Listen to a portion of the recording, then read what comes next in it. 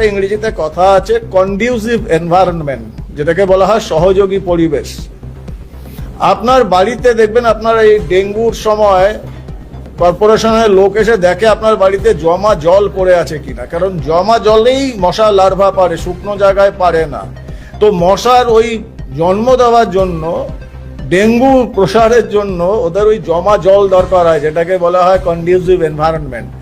অতি দুঃখের ব্যাপার, চিন্তার ব্যাপার, পশ্চিমবঙ্গে গত 15 বছর ধরে এই কন্ডিউসিভ এনভায়রনমেন্টটা তৈরি করে রাখা হয়েছে জিহাদিদের জন্য, এবং যাতে মৌলবাদী লোকজন তারা ডালপালা প্রসারিত করছে। এবং আমি যেটা বারবার বলি, বহুবার আমি টিভি চ্যানেলে বলেছি, গত 5 বছর ধরে দক্ষিণ 24 পরগনা, উত্তর 24 পরগনা, নদিয়া, মালদা, মুর্শিদাবাদ, উত্তর দক্ষিণ 2 দিনাজপুর, যদি এখনো কিছু না করা যায়, আমার মনে হয় না যে 2027-28-এর পরে সেটা ভারতের মধ্যে রাখা যাবে। কারণ প্রশ্নটা পশ্চিমবঙ্গের নয়, প্রশ্নটা কোনো রাজনৈতিক দলের নয়, প্রশ্নটা রাষ্ট্রীয় সুরক্ষার।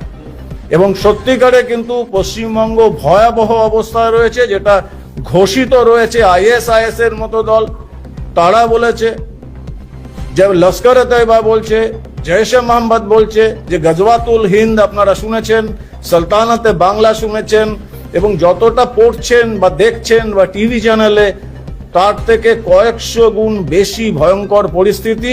এবং আমি এটাকে বলি যে পশ্চিমবঙ্গবাসী তারা আগ্নেয়গিরির শিখরে বসে পিকনিক করছেন, খেলা মেলা রথযাত্রা ইত্যাদি করে বেড়াচ্ছেন।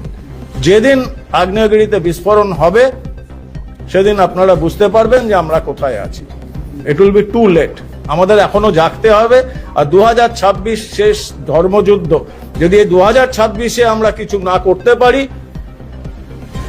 ধর্ম বাঁচানো অসম্ভব, প্রাণ বাঁচানো অসম্ভব, মান সম্ভ্রম বাঁচানো অসম্ভব, রাষ্ট্রীয় সুরক্ষা বাঁচানো অসম্ভব।